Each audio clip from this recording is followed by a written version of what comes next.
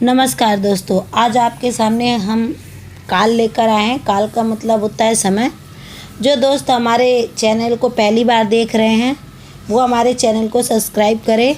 Video को आप last तक देखें ताकि आपको काल के बारे में पूरी तरह जानकारी हो सके। ठीक है, चलिए आज को हम ले चलते हैं काल, जिसको कि इंग्लिश में कहते हैं टेंस। काल का मतलब होता है समय। ठीक, आगे चलते हैं। देखिए काल की परिभाषा। काल का मतलब होता है क्रिया के जिस रूप से उसके करने या होने या समय का बोध हो उसे काल कहते हैं। मतलब काम को हम जब करते हैं, किस समय काम को कर रहे हैं या काम को कर चुके हैं या काम होने वाला है, इनके बारे में हमें विस्तार पूर्वक समय का पता चलता है। उसी को हम कहते हैं काल, कि काल को कब कर चुके हैं, कब करने वाले हैं या हम कर रहे हैं, इसके बारे में जो हमें जानकारी मिलती है उसको कहते हैं काल। काल के भेद। देखिए काल के 3 भेद होते हैं। काल यानी कि समय के 3 भेद होते हैं। तो कमेंट करिए ये 3 भेद होते कौन से हैं। तो कमेंट करिए ये काल यानी कि समय के 3 भेद कौन कौन से होते हैं। चलिए देखते हैं आगे। पहला है वर्तमान काल, दूसरा है भूतकाल और तीसरा है भविष्य काल। तो ये काल के यानी कि समय के 3 भेद होते हैं, वर्तमान काल, भूतकाल और भविष्य काल। इनके बारे में चलिए हम पढ़ते हैं आगे। अब वर्तमान काल के बारे में पढ़ेंगे। देखिए जितनी भी काम होता है, जितनी भी कार्य हम करते हैं, वे इन्हीं तीनों काल में घटित होता है। ये 3 काल कौन कौन से थे? पहला था वर्तमान काल, भूतकाल और भविष्य काल। तो आप चलिए हम चलते हैं वर्तमान काल पे। तो वर्तमान काल किसको कहते हैं? देखिए वर्तमान काल में चलते हुए समय का बोध का पता चले। जैसे आंसू जाता है, शायद वह पढ़ रहा हो। यानी कि वर्तमान काल का मतलब होता है जिस समय हम काम को कर रहे हैं। जैसे मैं आपको इस समय क्या कर रही हूँ, पढ़ा रही हूँ, तो ये हमारा कौन सा काल हो जाएगा? वर्तमान काल। तो जैसे आंसू जाता है मतलब वो अपनी क्रिया यानी कि काम को भी कर रहा है, जा रहा है, तो यहाँ पर क्या हो जाएगा? वर्तमान काल। शायद वह पढ़ रहा हो, शायद देखिए हम तो उम्मीद लगाए हैं कि वो पढ़ रहा है, मतलब कार्य को वो उस समय कर रहा हो, मतलब वर्तमान में वो कार्य, प्रेजेंट टाइप में वो कार्य हो रहा हो, उसको कहते हैं वर्तमान काल। ठीक है, अब वर्तमान काल के भेद देखते हैं। वर्तमान काल के देखिए भेद कितने होते हैं। तो वर्तमान काल के भेद जो हैं, देखिए वर्तमान काल के भेद, वर्तमान काल के 6 भेद होते, वर्तमान काल के 5 भेद होते हैं। तो पांचों भेदों को आज पढ़ेंगे वर्तमान काल के। पहला होता है सामान्य वर्तमान काल, दूसरा होता है अपूर्ण वर्तमान काल, तीसरा होता है पूर्ण वर्तमान काल, चौथा होता है संदिग्ध वर्तमान काल और 5वां होता है संभाव्य वर्तमान काल। तो दोस्तों आपको हमारी वीडियो अच्छी लगे तो अपने दोस्तों के पास भी शेयर करें, और आपको हमारा चैनल अच्छा लगे तो सब्सक्राइब ज़रूर करें। चलिए हम आपको चलते हैं वर्तमान काल के बारे में। हम बता ही चुके हैं कि वर्तमान काल जो हम प्रेजेंट टाइम पर मतलब इस समय काम को कर रहे हैं उसको कहते हैं वर्तमान काल। ठीक है, तो वर्तमान काल के आपके हमने 5 भेद बताए। 5 भेद है सामान्य वर्तमान काल। अब आप ये जानना चाहेंगे कि सामान्य वर्तमान काल क्या होता है। तो सामान्य वर्तमान काल उसको कहते हैं कि क्रिया के वर्तमान में होने मात्र का बोध हो। जैसे यह लड़का है, मतलब लड़का क्या है, इस समय प्रेजेंट है ना आपकी आंखों के सामने, तो ये क्या हो जाएगा? सामान्य वर्तमान काल में हो जाएगा। फिर से सुनिए, सामान्य वर्तमान काल की मैं डिफिनीशन दे रही हूँ, जिसमें है कि क्रिया जो है वर्तमान में होने का मात्र बोध हो। मतलब इसमें कुछ क्या है कि कुछ उसमें साधारण सा बोध हो, सरल सा हो, सामान्य सा पता चले। जैसे ये उदाहरण हमने दिया आपके सामने कि यह लड़का है, मतलब वो हमारे सामने है और सड़क पर कार खड़ी है। तो कहाँ खड़ी है? तो सड़क पे प्रेजेंट टाइम में वो क्या है? खड़ी है ना। तो ये वर्तमान में सामान्य वर्तमान काल में आ जाएगा। दूसरा चलिए अपूर्ण वर्तमान काल। अपूर्ण वर्तमान काल में होता है क्रिया अभी मतलब चल रही हो, अभी ख़त्म ना हुई हो। जैसे मैं अभी आपको पढ़ा रही हूँ, तो मेरा क्या है? पढ़ाना प्रेजेंट में आ गया, मतलब वर्तमान में आ गया। और क्या है, अभी मैं पढ़ा ही रही हूँ, तो ये क्या हो गया, अपूर्ण हो गया। मतलब अभी मेरा पढ़ाना पूरी तरह समाप्त नहीं हुआ है, लेकिन ये अभी चल रहा है, तो ये क्या हो जाएगा, अपूर्ण हो जाएगा। जैसे में देखिए, इसमें क्या आता है, रहा, रही, रहे, है, हूँ, ये सब बातें जुड़ी होती हैं। जैसे मंदिर में घंटा घड़ियाल बज रहा है, तो अभी क्या है, मंदिर में घंटा घड़ियाल बज रहा है।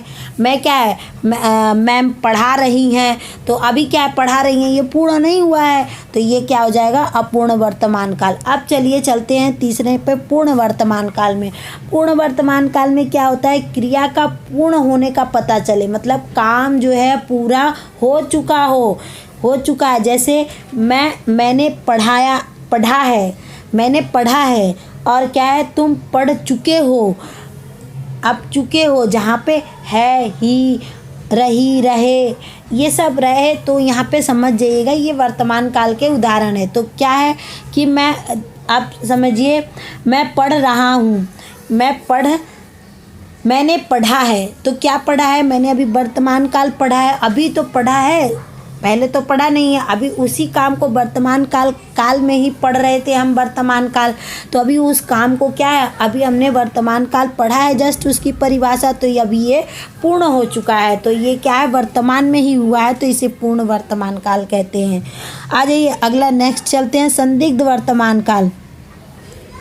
देखिए, इसमें संदेह हो, मतलब काम अभी पूरा हुआ है या हो रहा है, इसमें आपको संदेह। जैसे मैं उदाहरण देती हूँ कि वह खाना खाता होगा, मुझे अभी संदेह है इसमें कि वह खाना खाता होगा, जबकि मैं उसको अपने आँखों से देख नहीं रही हूँ, लेकिन मुझे संदेह हो चुका है कि वह इस समय खाना खाता होगा। जैसे वह स्कूल से जाता होगा, अभी वो जा रहा होगा, मतलब अपना काम जो है प्रेजेंट टाइम में कर रहा है, ये मुझे संदेह है, तो उसको कहते हैं संदिग्ध वर्तमान काल। अगला चलते हैं, जहाँ पर क्रिया का प्रारंभ पहले से प्रारंभ होकर वर्तमान में लगातार चल रही हो, मतलब संभाव्य में वो होता है कि प्रारंभ हो चुकी है और वो कार्य जो है लगातार होता चल रहा है। जैसे देखिए उदाहरण में, वह यह लेख पहले से ही लिखता रहा है, मतलब वो क्या है, वो क्रिया पहले से ही चल रही थी, अभी भी वो क्रिया चल रही है। तो जो पहले से क्रिया चल रही है, मतलब काम चल रहा है और बाद में भी वो काम निरंतरता से चलता रहे, वहाँ होता है संभाव्य वर्तमान काल।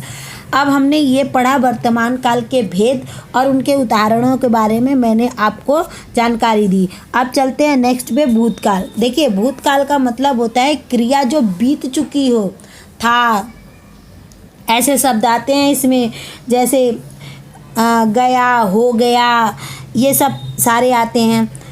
तो आप चलिए देखिए, मतलब जो काम को हमने कर चुका, पहले कर दिया, चुकी, मतलब ये चीज़ आती हैं इसमें भूतकाल में। तो भूतकाल में क्या होता है, क्रिया का वह रूप जिसमें कार्य समाप्ति का बोध हो। जैसे हमने पढ़ा दिया, ठीक है, पढ़ा दिया, वह पढ़ लिया था, ठीक, तो था क्या, वो काम हो चुका।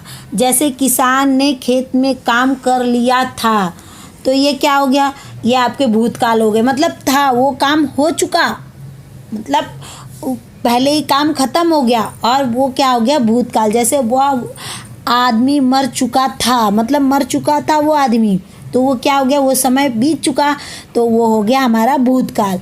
जैसे लड़का गया, तो लड़का क्या चला गया, हमने खाना खा लिया, तो खाना खाने का समय तो समाप्त हो चुका। तो जो समय समाप्त हो चुका होता है, जो कार्य हम कर चुके होते हैं, उसको हम कहते हैं भूतकाल। चलिए भूतकाल के भेद पढ़ते हैं। अब देखिए भूतकाल के भेद, अब भूतकाल के आप 6 भेद पढ़ेंगे।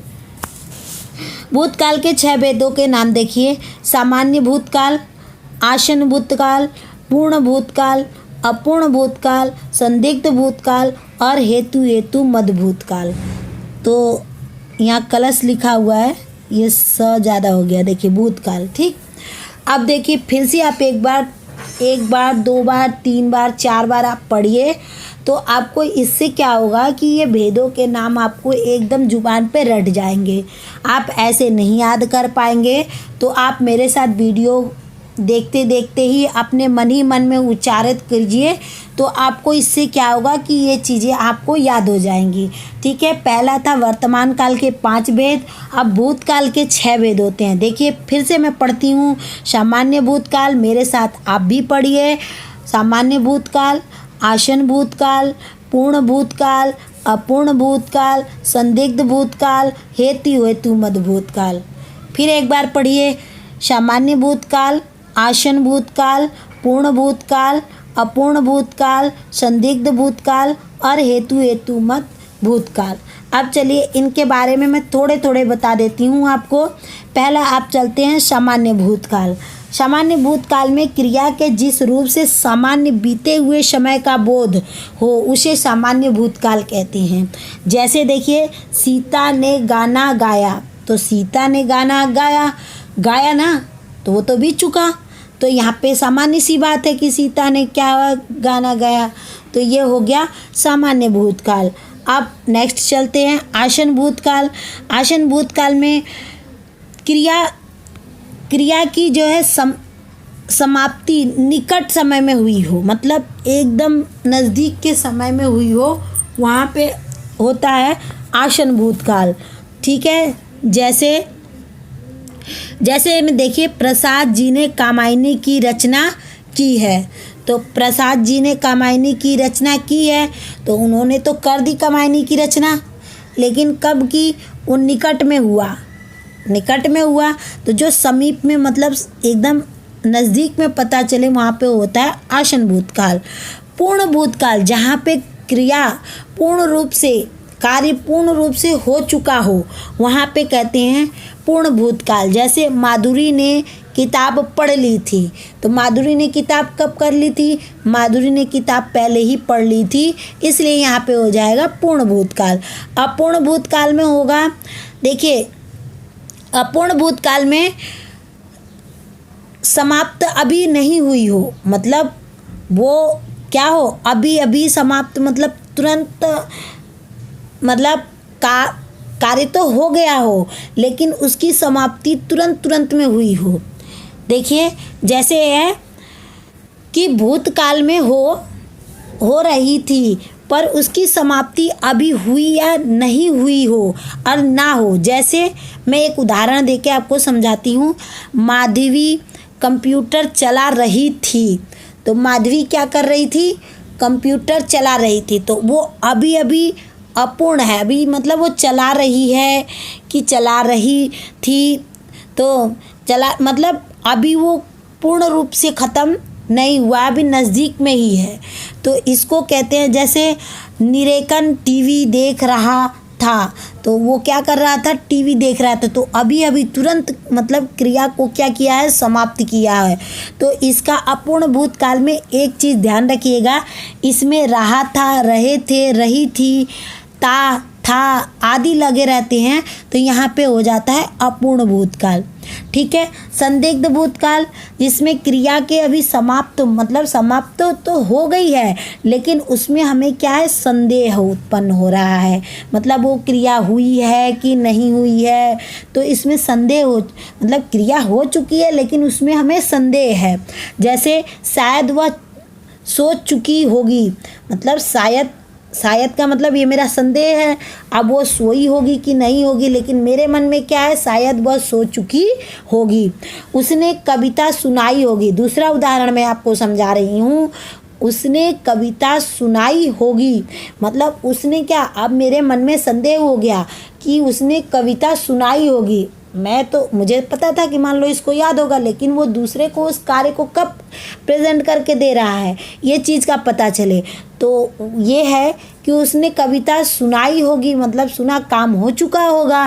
तो जहाँ पे काम हो चुका है और मन में संदेह है, वहाँ पे क्या हो जाएगा? संदिग्ध भूतकाल। हेतु भूतकाल में क्या होता है? देखिए, एक क्रिया जब दूसरे क्रिया पर आश्रित होती है, मतलब एक क्रिया हो रही है और वो क्रिया क्या है? दूसरे पर आश्रित है, तो वहाँ पे क्या हो जाता है? हेतुमत भूतकाल हो जाता है। एक क्रिया जो है यहाँ कलश लिखा हुआ, फिर इस स को मिटा देती हूँ मैं।